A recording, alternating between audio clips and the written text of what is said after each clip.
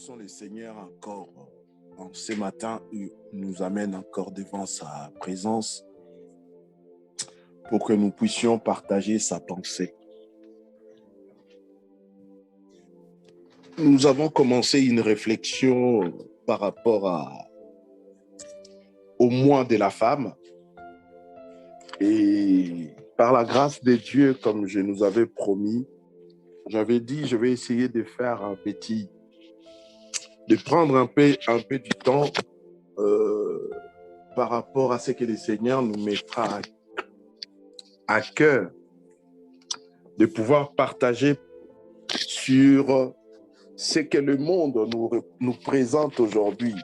Et je l'avais dit dans mon intervention de la fois dernière, j'avais dit, bien-aimé, la Bible dit il n'y a rien de nouveau sous le soleil. Et comme nous le savons, le monde est dans ce que nous appelons, ils sont dans la recherche. Et dans la recherche, les hommes intelligents, ce que nous appelons les scientifiques, les intellectuels qui sont dans le monde, ils ont pensé à ce que la femme est une journée ou un mois où, soi-disant, on va les rappeler ce droit, où on va faire de sorte que la femme jouisse de tout ce droit qu'elle a droit, de tout ce dont elle a droit sur cette terre. Alors, lorsque nous regardons dans la parole de Dieu, je vous dis, bien-aimés, le monde ne nous inspire rien. Toute source d'inspiration est dans la parole de Dieu. Lorsque Dieu créa Adam et Ève, je l'avais bien expliqué la fois dernière, lorsque Dieu créa Adam et Ève, il n'y avait pas de discrimination, il n'y avait pas dans la pensée de Dieu une idée de subordination. Il n'avait pas dans la pensée de Dieu de rabaisser l'un pour élever l'autre. Dieu, dans sa pensée, n'avait pas à ce que l'homme soit au-dessus ou la femme soit au-dessus. Non, Dieu a créé l'homme et la femme à son image. La femme n'a pas été créée à l'image de je ne sais de quoi, de la nature, et l'homme à l'image de Dieu. La Bible le dit clairement que Dieu créa l'homme et la femme à son image. Lorsque nous lisons dans Genèse chapitre 1er, la Bible le dit bien. Il dit, Dieu, dans 27, il dit, Dieu créa l'homme à son image. Il le créa à l'image de Dieu. L'homme et femme. Et j'avais bien expliqué, si vous avez écouté ma prédication ou mon exhortation de la fois dernière, j'avais essayé vraiment d'être un peu explicite par rapport à cela. Et je disais, bien aimé, lorsque le monde nous présente quelque chose, je parle du monde tant que le monde scientifique, le monde intellectuel, nous, étant que l'Église, nous devrions nous retourner aussi à la parole de Dieu, voir ce que Dieu nous dit. La Bible le dit bien. Dieu créa l'homme et la femme. Il les créa à son image. Il ne les forma pas, il les créa. Donc, sur le plan spirituel, l'essence de l'homme n'a pas de différence avec l'essence de la femme. Ils ont le même contenu. Et ils sont composés pareil. Et lorsque le monde va aller voir ces choses, après ce monde qui est un monde un peu loufoque, un peu qui bascule, le monde un peu troublé, un monde un peu tu dors, tu te réveilles le matin parce que tu es le plus fort, tu bombardes, tu dors, tu te réveilles le matin parce que tu as les grandes puissances derrière toi, tu violes des territoires, tu fais tout ce que tu veux. C'est ça, ce monde-là aujourd'hui qui nous présente le moi de la femme. Et j'avais pris comme exemple, j'ai dit, mais dans mon pays, le nombre de femmes violées, aujourd'hui, quand on parle de la République démocratique du Congo, c'est la capitale, c'est le centre de la violence faite aux femmes. Et nous avons vu, bien aimés, aujourd'hui, ces gens qui ont violé des femmes, et le monde a fait d'un Congolais prix Nobel de la paix. Pourquoi? Parce qu'il réparait les femmes. Et aujourd'hui, bien aimés, vous constaterez comme moi, il n'y a personne qui est inquiété par rapport à ce qui est fait, ce qui avait été fait aux femmes et ce qui s'est fait aux femmes aujourd'hui, que ça soit dans mon pays ou ailleurs dans le monde. Ils font semblant. Et le monde le savent, bien aimé. Pourquoi seulement dédier un mois de la femme, le de droit des femmes? C'est de la discrimination d'autre part, nous les regardons très bien.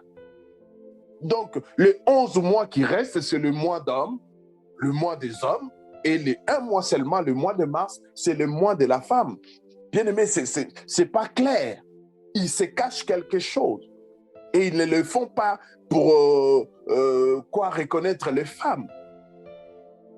Les mêmes personnes qui votent ces lois, les mêmes personnes qui prennent ces choses, ils violent des femmes.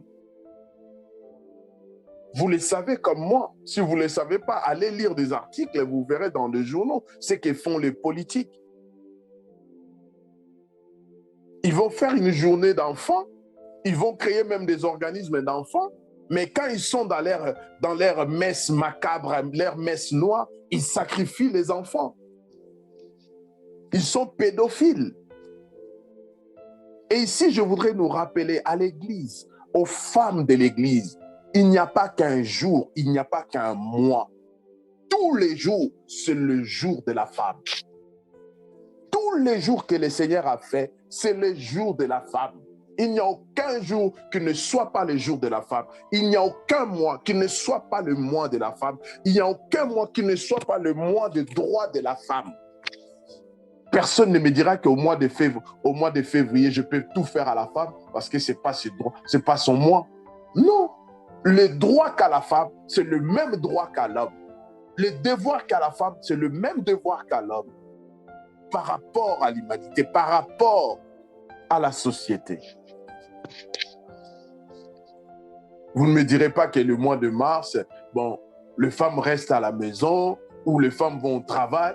Non, elles ont le même droit que les hommes. Ça, c'est l'homme. Bien aimé, cette notion, je vais aller mollo parce que j'étais en train un peu de m'éparpiller. Je disais, bien aimé, les messages bibliques sur le genre dans l'Église et dans le couple n'a pas changé. La Bible affirme les statuts égaux de l'homme et de la femme. Je l'ai dit dans Genèse chapitre 1er, à partir du 26e verset. La Bible affirme l'égalité de l'homme et de la femme. La Bible présente au moment de la création l'égalité des genres plutôt qu'une domination masculine. Cette notion est une notion misogyne, est une notion féministe, est une notion machiste. Ce n'est pas biblique. Ce n'est pas biblique. Cher enfant de Dieu, cher homme de Dieu, fils de Dieu, ne traitez pas votre femme autrement pendant le mois de mars ou pendant le mois de janvier. Votre femme est votre femme. La gente féminine est à respecter comme l'homme. Il n'y a pas un mois spécial. Il n'y a pas un mois spécial, bien-aimés. Soyons très prudents. Ils nous ont amené Noël. Aujourd'hui, Noël, c'est une fête commerciale. Nous dépensons beaucoup d'argent pour se faire des cadeaux, pour donner ici, pour donner là-bas. C'est une fête commerciale. Et à la fin du mois, vous entendrez LVMH a fait autant de milliards. Carrefour a fait autant de milliards d'intérêts et un tel a perdu autant. C'est derrière, nous sommes dans une société de consommation. Il crée des choses. Aujourd'hui, même à l'église, je parle, même aux enfants de Dieu, pas à l'église, même aux enfants, pas aux chrétiens, pardon, même aux enfants de Dieu nés de nouveau, il y a la Saint-Valentin. Alors que la Saint-Valentin, si vraiment on doit la fêter, ça doit être tous les jours dans nos couples. Tous les jours. Malgré nos différends, malgré nos prises de bec, malgré tout ce que nous pouvons avoir, nous avons devoir à nous aimer comme Christ a aimé l'Église. Christ n'a pas aimé l'Église parce que l'Église était sans tache. Sinon, il ne serait pas venu. Christ n'a pas aimé l'Église parce que l'Église était nickel. Il n'a pas aimé l'Église parce que l'Église était irréprochable. Christ nous a aimés lorsque nous étions ennemis avec lui. C'est très difficile, bien-aimé, ce que je veux dire. Qui peut aimer encore sa femme ou son homme pendant qu'ils sont ennemis? C'est là où nous devions pratiquer notre cœur. C'est là où nous devrions gêner pour, prier pour. Christ dit, aimez vos ennemis, priez pour ceux qui vous persécutent. Je le dis dans les cadres du couple. Et lorsque nous référons aux Philippiens, il dit, Marie, aimez vos femmes comme Christ a aimé l'Église.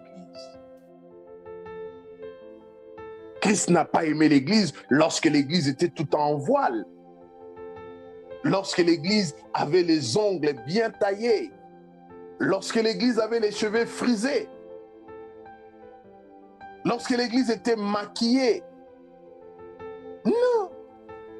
Regardez l'état de l'Église aujourd'hui. Vous pensez que Christ n'aime pas l'Église malgré les scandales, malgré le pauvre qu'on jette sur Christ aujourd'hui? Regardons, bien-aimés, qu'est-ce que nous ne faisons pas? Mais il nous aime d'un amour incommensurable.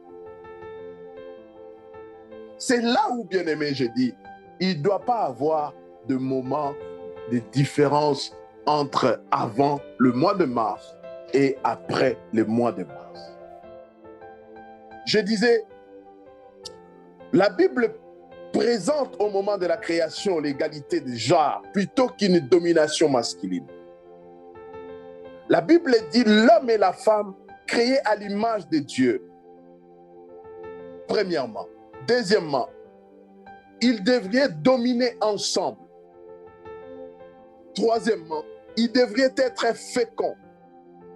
Quatrièmement, ils devraient remplir la terre. Cinquièmement, ils devraient la multiplier. Ils devraient multiplier la race humaine. Sixièmement, ils devraient soumettre la nature. Dieu n'a pas dit à l'homme, tu domineras, tu seras fécond.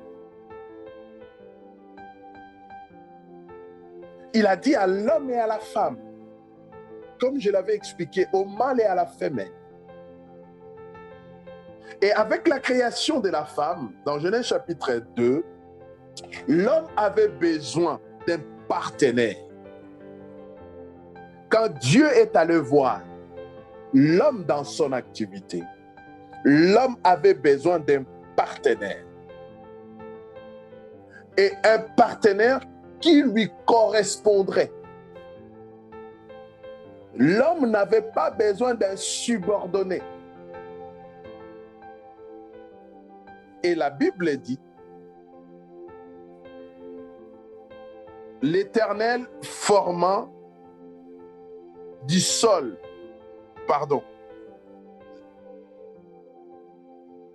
l'Éternel formant une femme de la côte qu'il avait prise à l'homme et il l'amena vers l'homme. Genèse 2, verset 22. C'est Dieu qui a dit cela. Il n'est pas bon. Dans verset 18, il n'est pas bon que l'homme soit seul. Je lui ferai une aide qui sera son vis-à-vis. Bien-aimé, la notion de la domination masculine a pris tout son sens à partir de ces mots. Je lui ferai une aide. Mais lorsque nous regardons, bien-aimé, dans la pensée de Dieu, et c'est ce que je vais nous conseiller, lorsque nous n'avons pas plusieurs versions de la Bible, essayons d'entrer dans la pensée de Dieu. Quelqu'un me dit, mais comment je peux entrer dans la pensée de Dieu? Oui, la Bible dit, le Saint-Esprit que vous recevrez, ce Saint-Esprit, il sonde le profondeur de Dieu. Si tu as le Saint-Esprit va sonder le profondeur de Dieu pour te dire ce qu'il y a réellement dans ce que toi, tu es en train de te poser des questions. Lorsque la Bible dit, je lui ferai une aide semblable, ça c'est une traduction. Celui qui a traduit, moi j'ai la version Thompson, celui qui a traduit cette version, c'est lui qui a mis ces mots pour faire correspondre l'étymologie ou l'essence de ce qui était écrit en hébreu. Et bien aimé, la Bible utilise ces termes. Quand je dis la Bible, la parole de Dieu en hébreu utilise ces termes. Ezer kenegedo. Ezer,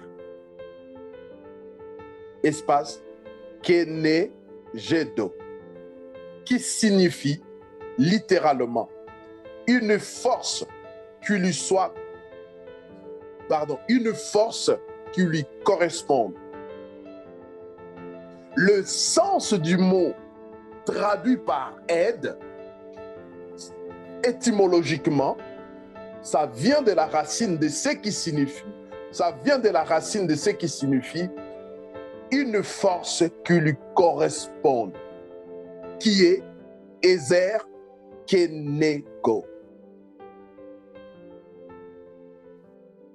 Malheureusement, très souvent, bien-aimé, ou dans la plupart des traductions, le mot Ezer est traduit comme aide. Alors que cela ne devrait pas être le cas. Et lorsque nous traduisons le mot Ezer comme aide, cela implique l'idée ou la notion de la subordination. Cela implique la notion de subordonné. Mais lorsque nous regardons dans la Bible le mot Ezer, nous regardons dans l'origine, le mot Ezer ne suggère un tel sens. Mais il décrit Dieu toujours comme le secours, la force, la puissance de son peuple. Vous entendrez Eben, Ezer. Nous disons, jusqu'ici, Dieu nous a secourus. Ça, vous l'avez déjà entendu. Et il y a certains versets dans la Bible où le mot Ezer est employé pour montrer une force militaire, une intervention autoritaire de la part de Dieu. Et je disais, le mot Ezer est traduit toujours comme le secours, la force, la puissance de son peuple. Et le mot Kenedo est composé de trois et le mot kenegedo est une composition de 3 mots. Le premier, c'est ke, K-E, qui signifie comme. Et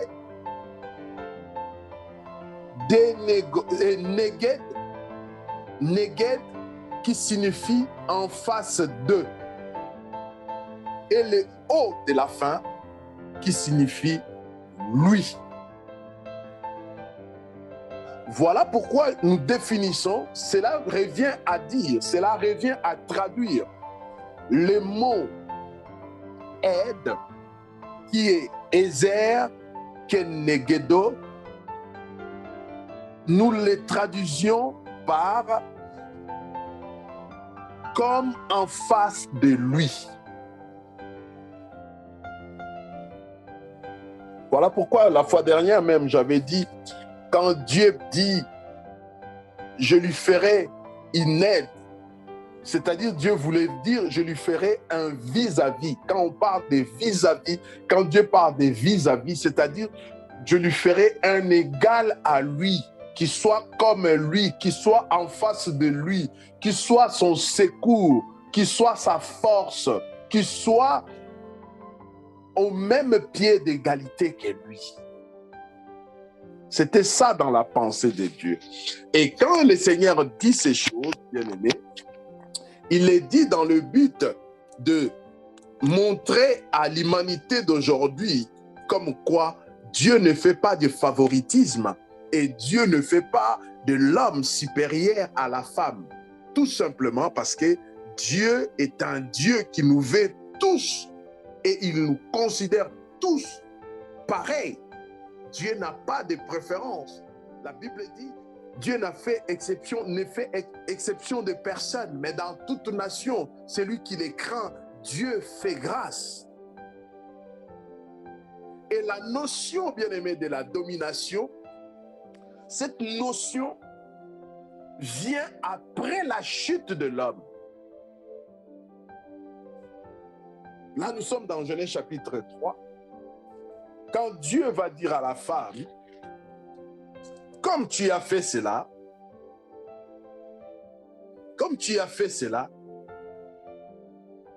l'homme, dans verset 16 du chapitre 3, il dit à la femme, je rendrai tes grossesses très pénibles. C'est avec peine que tu en coucheras. Tes désirs se porteront vers ton mari, mais il le dominera sur toi. Mais bien aimé, même lorsque la Bible parle de cette domination, il ne parle pas d'une domination autoritaire. La Bible parle d'une domination caractéristique, caractérielle. C'est dans les caractères, mais pas une domination que l'homme doit dominer sur la femme. C'est de mal comprendre la pensée de Dieu. Et cette domination vient après la chute de l'homme. Après la chute de l'homme. Et comme étant, Dieu n'est pas un misogyne, Dieu n'est pas un sectaire, Dieu n'a jamais adhéré à cette thèse. Et la domination de l'homme sur la femme est la conséquence de la chute. Normalement, l'homme ne devrait pas dominer sur la femme avant la chute. Et il s'ensuit que pratiquement la domination de l'homme sur la femme, même dans les meilleures circonstances, fait que les femmes sont privées de l'autorité conjointe que Dieu leur avait donnée en partage lors de la création. C'est ce que le monde essaie aujourd'hui de ranger. Alors que c'est à l'Église d'éclairer ces choses. C'est à l'Église de remettre les choses sur les rails. Vous entendrez, la femme ne doit pas parler au milieu des hommes. La femme ne doit pas prêcher. La femme doit rester en silence. Ça, c'est des choses que nous entendrons à l'Église. Pourquoi? Parce que nous avons confondu. Bien-aimés, il y a des choses qui se sont passées dans la Bible. Ces choses ne nous concernent plus aujourd'hui. Et surtout, étant donné que nous sommes enfants de Dieu, il y a des choses qui sont dans la Bible. Et ces choses ne sont que pour Israël. Ça ne nous concerne pas, nous étant qu'Église, nous étant que la nouvelle création. Cela ne nous concerne pas. J'essaierai de toucher cela, bien-aimé, peut-être dimanche prochain, entre la création et la nouvelle création. Vous imaginez aujourd'hui, la nouvelle création est plus cruelle que la création elle-même. Est plus sévère, plus méchante que la création. Oui, je disais, à partir du Genèse chapitre 3, les femmes sont privées de l'autorité conjointe que Dieu leur avait conviée ensemble de dominer, de cultiver, d'être féconds au détriment de l'homme, au détriment de l'homme mâle. Et beaucoup d'hommes essaient d'user de leur position pour exercer un véritable pouvoir sur la femme, alors que ça ne devrait pas être le cas. Christ lui-même, bien-aimé, Christ est la postérité de la femme, selon la promesse de Dieu. Christ est la postérité de la femme. Je voudrais dire à quelqu'un de comprendre un peu, d'essayer de comprendre. Quand on parle de la postérité, on voit l'homme, parce que c'est l'homme qui porte la sémence.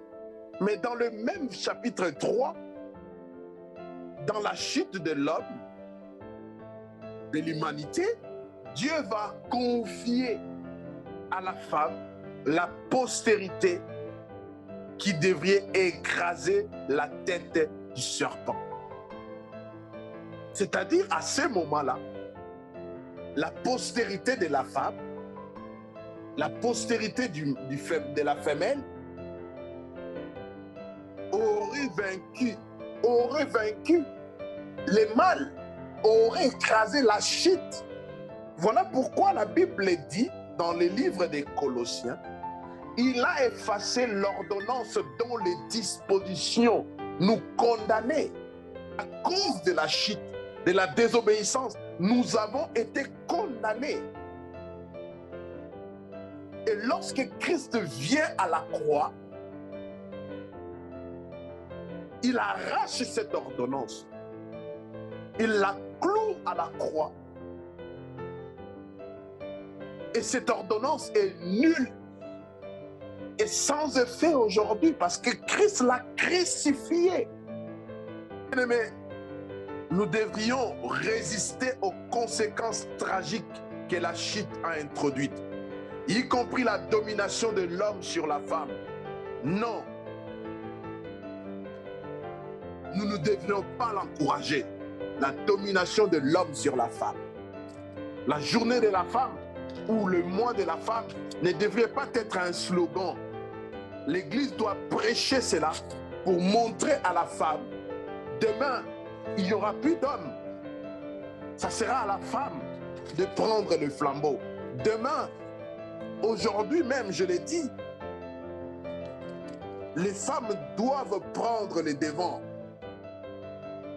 Regardez les scandales. Tout ce que nous causons comme destruction, l'homme, mal. Nous devrions encourager nos femmes. Nous devrions encourager ceux qui ont l'appel de Dieu. Comme nous pouvons voir dans l'Ancien Testament, le Seigneur loue bien des femmes exerçant une autorité sur les hommes, y compris des épouses et des mères. Il décrit des femmes exerçant une autorité avec la bénédiction de Dieu, sans qu'une illusion à leur genre les disqualifie. Dieu envoie la prophétesse Myriam devant Israël. Quand nous lisons Malachie 6,4, Michée 6,4, Exode 15, 20 à 21. Déborah est l'un des juges que l'Éternel fit surgir afin de délivrer son peuple. C'est Déborah qui vient délivrer son peuple de ce qu'il est dépouillé. Lisez Juge chapitre 2, verset 16, verset 18, Juge 4 et 10, Juge 24, Juge 5, 1 à 31. C'est une prophétesse, exerçant les fonctions suprêmes sur tout Israël. Juge chapitre 4, verset 4 à 5. Vous lisez l'histoire des Barak. Elle avait la légitimité de commander Barak, chef militaire. Combien aujourd'hui nous ne discriminons pas? La femme doit se taire, sa place est dans la cuisine. La femme, la femme, la femme. Nous sommes plus méchants que les jours de la création. Alors que nous vivons une dispensation excellente. La dispensation de la loi. Nous voyons les femmes exercer. Nous voyons les femmes commander des chefs militaires hommes. J'ai donné des références, allez les lire.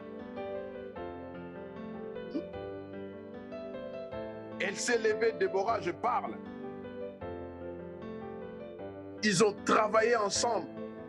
Il n'y avait pas eu de problème. Ils partageaient les mêmes autorités. Lui étant que chef militaire, Barak et Déborah, elle comme chef suprême. Nous voyons Esther. Elle a eu suffisamment d'influence pour faire renverser la maison d'Aman. Et 75 000 ennemis d'Israël, il est ennemi des Juifs. Lisez dans Esther chapitre 7, verset 1 à 10. Esther 9, 1 à 32.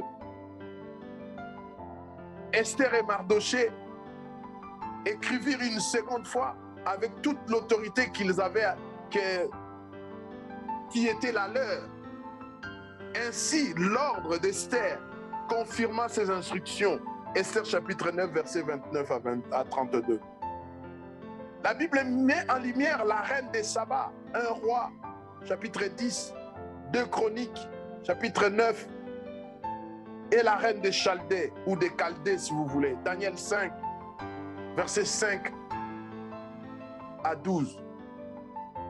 En hébreu, bien aimé, je vais expliquer une chose vite fait. En hébreu, le mot reine, c'est dit roi. Mot auquel on ajoute une terminaison féminine. Dans la Bible, seules 3 personnes sont gratifiées de ces titres dérivés de la racine roi. Et sans faire l'objet d'aucune critique, ce sont ces 3 femmes. Ces 3 personnes, ce sont des femmes. Lorsque nous lisons la liste de rois de Juda, mentionnez toujours ou appellent toujours par leur nom les reines mères. Lisez Jérémie 13, verset 18.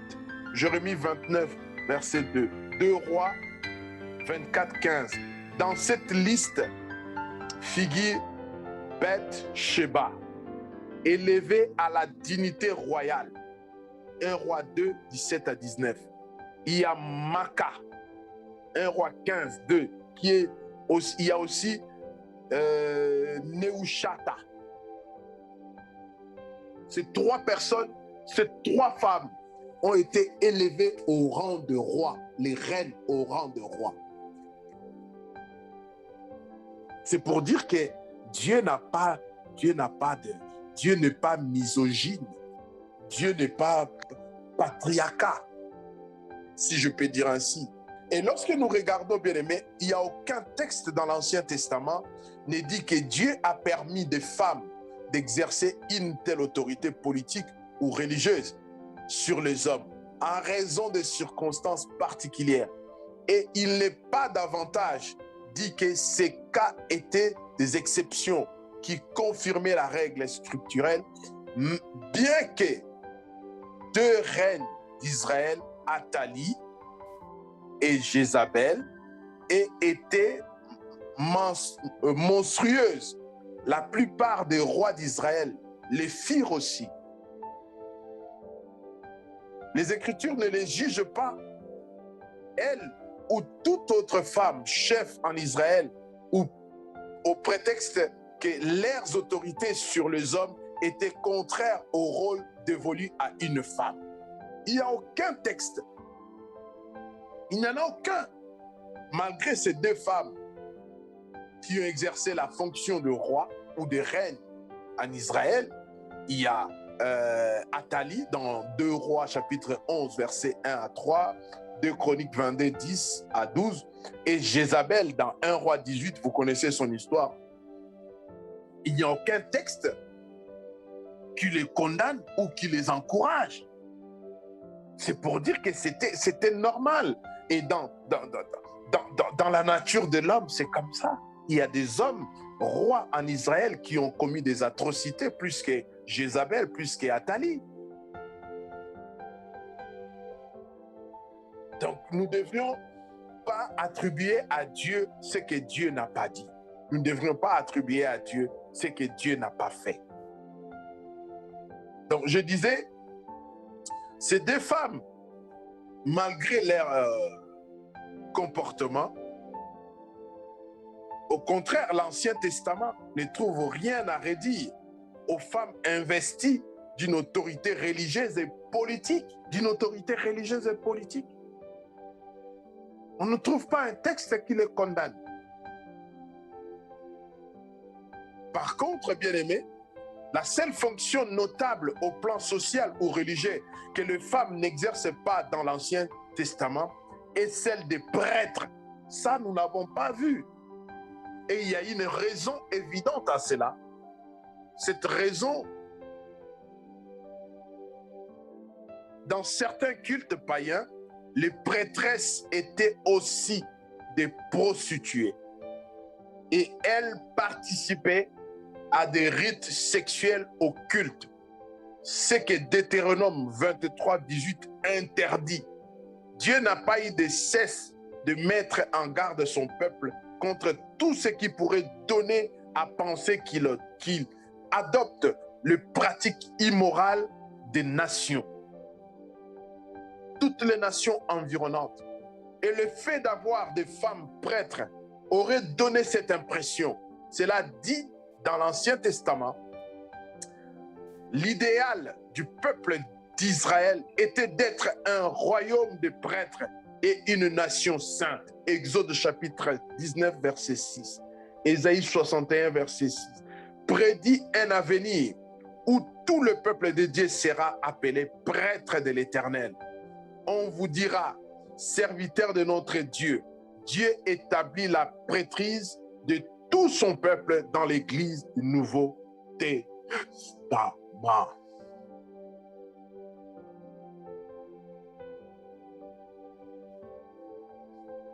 Vous voyez la raison pour laquelle les femmes n'ont pas exercé la fonction ou la tâche de prêtre dans l'Ancien Testament. Parce que à l'époque des nations qui entouraient Israël, il y avait des prêtresses qui se vautraient, qui se livraient à des pratiques sexuelles occultes, des pratiques sexuelles pas bonnes par rapport aux mœurs. Et Dieu, pour éviter cela, il n'a pas permis qu'une femme exerce cette fonction.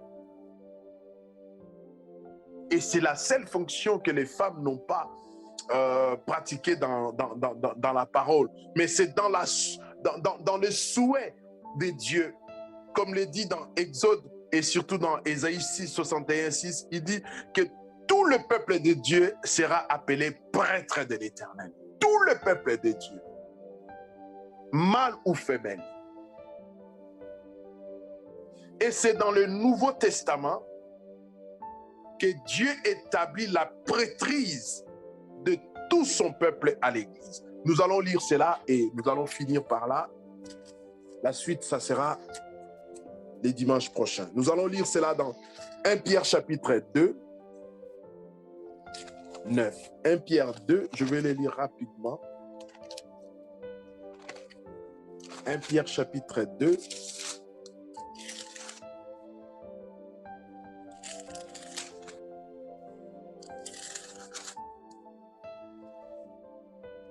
Vous, par contre, vous êtes une race élue, un sacerdoce royal, une nation sainte, un peuple racheté, afin d'annoncer les vertus de celui qui vous a appelé, des ténèbres à son admirable lumière. C'est là où Dieu, il n'y a ni femme, ni homme. Là, je suis dans Galate. Il parle à son peuple. Il dit, vous, mon peuple, vous êtes une race élue, un sacerdoce royal, une nation sainte, un peuple racheté, afin d'annoncer les vertus de celui qui vous a appelé des ténèbres à son admirable lumière. Père Saint, aide-nous, Seigneur.